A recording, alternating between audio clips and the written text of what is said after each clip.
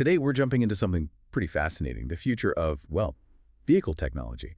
We're focusing on a new plug-in hybrid system. It promises quiet operation, lots of power, impressive range, and surprisingly, a lot of space inside. Sounds like quite a package, doesn't it? It really does. Yeah, our mission today is to properly unpack Toyota's new 6th generation 2.5L plug-in hybrid system. We're going to focus on, let's say, its three main innovations, what makes them different, technically speaking, and crucially, what all this tech actually means for your driving experience, day-to-day use, translating engineering into real benefits. Okay, let's get into it. The first thing, and this always seems like a tough one in car design, how do you fit a big, high-capacity battery in a car and still keep the cabin feeling roomy and comfortable? That's often where the compromises happen, right? Right. And what's clever here, what Toyota's done is they've fundamentally rethought the system layout. It's about optimization.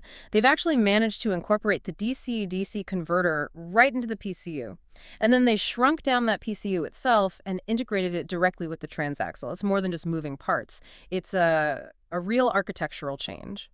Okay, hold on. For those of us listening who don't have, an engineering schematic handy, could you quickly break down what the PCU, DC-DC converter, and transaxle actually do, just in simple terms? Like brain, power regulator, and where the power goes. Yeah, exactly. That's a good way to put it. The PCU, the power control unit, that's the brain. It manages all the power flow, battery, engine, motor, decides what gets power when. The DC-DC converter, it's like a translator for electricity, making sure different voltage systems in the car work together, stepping power up or down. And the transaxle, well, that's basically where the power from the engine and motor gets turned into motion for the wheels.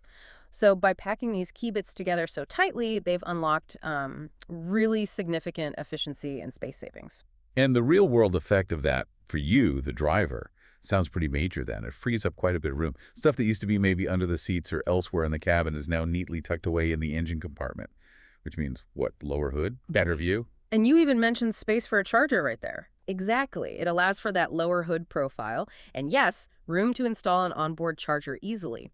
The end result for the driver and passengers is a genuinely spacious, user-friendly cabin, good legroom, and importantly, a large luggage area, which is tailored to the kind of vehicle it is. It gets rid of that classic hybrid compromise on space. Okay, that makes sense. And building on that space saving, the battery itself is a core part of the story here. This system gets a newly developed high-capacity lithium-ion battery.